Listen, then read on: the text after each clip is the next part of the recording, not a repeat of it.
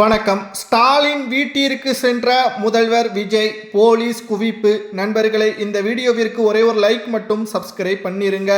இன்று நடைபெற்ற சட்டசபை கூட்டத்தொடர் முடிந்த பிறகு நேரடியாக முதல்வர் விஜய் அவர்கள் ஸ்டாலின் அவர்களது வீட்டிற்கு சென்றுள்ளார். கிட்டத்தட்ட போலீஸ் பாதுகாப்புடன் திமுகவின் மூத்த நிர்வாகிகள், முன்னாள் அமைச்சர்கள் அங்கு குவிக்கப்பட்டனர். மேலும் எந்த ஒரு அசம்பாவிதங்களும் நடைபெறாமல் இருப்பதற்காக போலீஸ் பாதுகாப்பும் அங்கு போடப்பட்டிருந்தது. நேரடியாக ஒட்டுமொத்த எதிர்பார்ப்புகளுடன் காத்து கொண்டிருந்த அந்த தருணம் கிட்டத்தட்ட இதுவரைக்கும் கடந்த ஆட்சி முடிந்த பிறகு புதிய ஆட்சி யாராவது பொறுப்பேற்றால் கடந்த ஆட்சியின் பொறுப்பேற்ற முன்னாள் முதல்வர் வீட்டிற்கு இதுவரைக்கும் யாரும் சென்றது கிடையாது. வரலாற்றில் பதிவு செய்யக்கூடிய வகையில் விஜய் அவர்களது வருகை மீண்டும் மக்கள் மத்தியில் விஜய் அவர்கள் ரியல் ஹீரோ என்பதையும் உணர்த்தும் விதமாக மாறிவிட்டது. அதில் விஜய் அவர்கள் ஸ்டாலின் அவர்களிடம் ஒரு முக்கியமான அறிவிப்பை ஒன்றை வெளியிட்டிருந்தார். அதுதான் தற்பொழுது திமுகவின் மாஜி நிர்வாகிகளுக்கும் மூத்த அமைச்சர்களாக இருந்தவர்களுக்கும் தற்பொழுது அதிர்ச்சிக்குள்ளாகி உள்ளது. உங்களது கூடவே இருந்தவர்கள்தான் மிகப்பெரிய துரோகம் உங்களுக்கு செய்திருக்கிறார்கள். இனி திமுக ஆட்சி அதிகாரத்திற்கு வருவது கடினம். இனி என்னுடைய தலைமையிலான ஆட்சி தமிழக மக்களது வளர்ச்சியாக பார்க்கப்படும். என்னை தோல்வி அடைய வைக்க வேண்டும் என்றால் நீங்கள் நேர்மையான எதிர்க்கட்சியாக செயல்பட வேண்டும் என்பதை ஸ்டாலின் அவர்களிடமும் உதயநிதி அவர்களிடமும் விஜய் அவர்கள் கூறியதுதான் தற்பொழுது ஒட்டுமொத்த திமுகவிற்கும் அங்கு கலக்கத்தை ஏற்படுத்தியுள்ளது. அங்கு உதயநிதி அவர்களது முகமே மாறிவிட்டது. விஜய் அவர்களது இவ்வாறான பேச்சு மற்றும் அவர் பண்பான நபர் என்பதை காட்டும் விதமாகவும் மாறிவிட்டது. ஏனென்றால் ஆட்சியிலும் அதிகாரத்திலும் விஜய் அவர்கள் புதிது. ஆனால் திமுக எப்பேற்பட்ட எதிர்க்கட்சியாக இருந்த போதிலும் அங்கு அசம்பாவிதத்தை ஏற்படுத்தி அதில் குளிர்காயக்கூடிய வகையில்தான் திமுக எதிர்க்கட்சியாகவே இருக்கும். அதை என்னுடைய ஆட்சியில் செய்ய வேண்டாம். அப்படி செய்தால் நீங்கள் ஒருபோதும் ஆளும் கட்சியாக வர முடியாது என்பதை தற்பொழுது ஸ்டாலின் அவர்களிடமும் உறவினர்கள் முன்னிலையிலேயே உதயநிதி அவர்களிடமும் தெரிவித்திருப்பதுதான் தற்பொழுது ஒட்டுமொத்த அரசியலிலும் திருப்பு முனையாகவே மாறிவிட்டது. அது மட்டுமல்ல, விஜய் அவர்கள் முதல்வராக இருந்த ஸ்டாலின் அவர்களுக்கு பொன்னாடைகளையும் போற்றினார். சிறிது நேரம் உதயநிதி அவர்களிடமும் கலந்து ஆலோசனைகளை மேற்கொண்டார். உங்களது ஆட்சியில் ஒட்டுமொத்த ஊழலின் மன்னனாகவே நீங்கள் இருந்தீர்கள் என்பதையும் ஆதாரத்துடன் அங்கு தெரியப்படுத்துவதற்கான ஒரு சூழலும் ஏற்பட்டது. இங்கு எந்த ஒரு நடவடிக்கைகளையும் பற்றி நான் பேச வரவில்லை.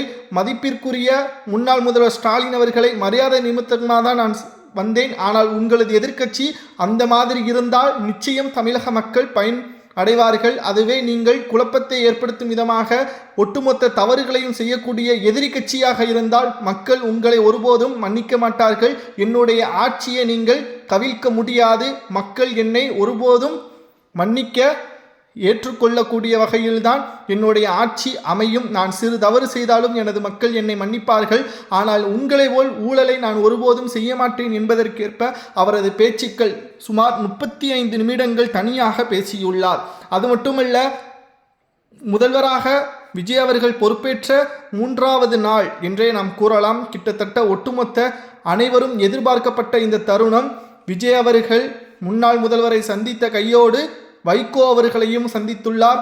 அங்கும் வைகோ அவர்கள் வீட்டு வாசலிலேயே அவரை வரவேற்று மகிழ்ச்சியோடு அரவணைப்போடு விஜய் அவர்கள் முதல்வரானது மிகவும் மகிழ்ச்சி, நான் முதல்வரானது போல் மாறிவிட்டது உங்களது தருணம். ஏனென்றால் திமுகவிடம் இருந்து சண்டை போட்டுத்தான் மதிமுகவை நான் தொடங்கினேன். அன்று நான் முதல்வரானால் எப்படி இருந்திருக்குமோ அதே போல்தான் உங்களது முதல்வர் பதவியை நான் பார்க்கிறேன் என்று ஆதரவோடும் தெரிவித்திருக்கிறார். கிட்டத்தட்ட 2026 சட்டசபை தேர்தலில் இப்பொழுது உண்மையான முதல்வர் யார், உண்மையான மக்களின் கதாநாயகன் யார், மக்களுக்காக போராடக்கூடியவன் யார் என்பது மக்கள் தீர்ப்பளித்து விட்டார்கள். இனியும் திமுகவுடன் வைகோ அவர்கள் கூட்டணி வைப்பது சாத்தியம் அற்றது என்ற தகவல் தான் தற்பொழுது கிடைக்கப்பெற்றுள்ளது. இதுவும் விஜய் அவர்களுக்கு மிகப்பெரிய ஒரு நன்மை பயக்கும் விதமாகத்தான் மாறியுள்ளது.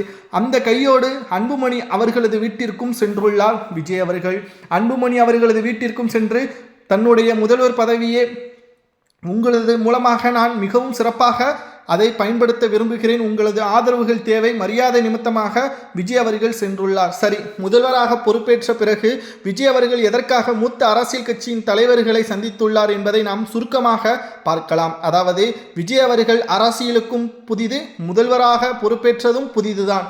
மேலும் மூத்த அரசியல்வாதிகளை மரியாதை நிமித்தமாக சந்தித்தால் அது நிச்சயம் அவர்கள் மூலமாக இருக்கக்கூடிய வெறுப்பு உணர்வுகள் சற்று தாமதமாக அங்கு தணியும். உடனடியாக எடுத்த எடுப்பிலேயே விஜய் அவர்கள் முதல்வராக வந்துவிட்டார் என்ற கோபம் அனைத்து அரசியல் கட்சி தலைவர்களுக்கும் எதிர்க்கட்சி தலைவர்களுக்கும் இருக்கும். அதை கொஞ்சம் குறைப்பதற்குத்தான் விஜய் அவர்கள் இந்த முடிவை எடுத்திருக்கிறார்.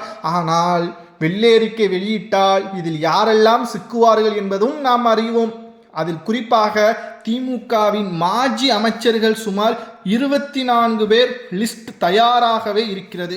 அவர்கள் இரவும் சரி பகலும் சரி எப்போ வேண்டுமானாலும் கைது நடவடிக்கை மேற்கொள்வதற்கு விஜய் அவர்கள் முதல்வராக உத்தரவுகளையும் பிறப்பிப்பார் என்ற தகவலும் தற்பொழுது கிடைக்கப்பெற்றுள்ளது. மேலும் விஜய் அவர்கள் இவர்களுடன் சந்திப்பிற்கு பிறகு இனி வரக்கூடிய எதிர் அரசியல் காலத்திலும் வைகோவும் சரி, அன்புமணியும் சரி, விசிகாவும் சரி அனைவரையும் ஒருங்கிணைந்து செயல்பட்டால் திமுகவின் நிலைமை எதிர்க்கட்சி அந்தஸ்தை இழக்கக்கூடிய நிலைமையாகவும் மாறிவிடும் என்ற தகவலும் தற்பொழுது கிடைக்கப்பெற்றுள்ளது. இது தமிழக அரசியல் வரலாற்றிலேயே வரலாற்று பதிவாகவும் இந்த செய்தி நம்மால் பார்க்க முடிகிறது. ஸ்டாலினுக்கு எச்சரிக்கை விடுக்கும் விதமாக அவரது வீட்டிற்கே சென்று உண்மையான எதிர்க்கட்சியாக இருங்கள், எதிர்க்கட்சியாக இருக்க வேண்டாம் என்று கூறுவது எல்லாம் நிச்சயமாக ரியல் ஹீரோவாகத்தான் அடுத்த செய்தி, திமுகவை எதிர்த்து அதிமுக தற்பொழுது தங்களது 36 ஆதரவு எம்எல்ஏக்களுடன் விஜய் அவர்களுக்கு ஆதரவுகளை தற்பொழுது வேலுமணி, சி.வி. சண்முகம் அவர்கள் தெரிவித்துள்ளனர். மேலும் முதல்வராக விஜய் அவர்கள் தொடரலாமா என்ற சட்டசபை கூட்டத்தொடர் நாளை நடைபெறுகிறது. இதில் விஜய் அவர்கள் முதல்வராக நீடிக்கலாமா என்ற வாக்கெடுப்பு ஏற்படும். தற்பொழுது 107 எம்எல்ஏக்கள் விஜய் அவர்களிடம் இருக்கிறார்கள். அதில் தற்பொழுது கூட்டணிகளாக திமுகவின் கூட்டணி கட்சிகள் தான் தற்பொழுது வரை ஆதரவுகளை தெரிவித்திருக்கிறார்கள். அவர்கள் நாளை அந்தர்பல்ட்டியும் அடிக்கலாம். தற்பொழுது விஜய் அவர்கள் முதல்வராக இருந்தால் மக்களின் ஆதரவு நமக்கும் கிடைக்கும் என்று சி.வி. சண்முகம் அவர்கள் கூறியதை அடுத்து தற்பொழுது திமுக எதிர்க்கட்சியாகவே இனி வரக்கூடாது என்றால் தற்காலிகமாக விஜய் அவர்களுக்கு ஆதரவுகளை நாம் கொடுக்க வேண்டும், ஆளும் கட்சியில் பங்கேற்க வேண்டும் என்று சி.வி. சண்முகமும் வேலுமணியும் கூறியுள்ளனர்.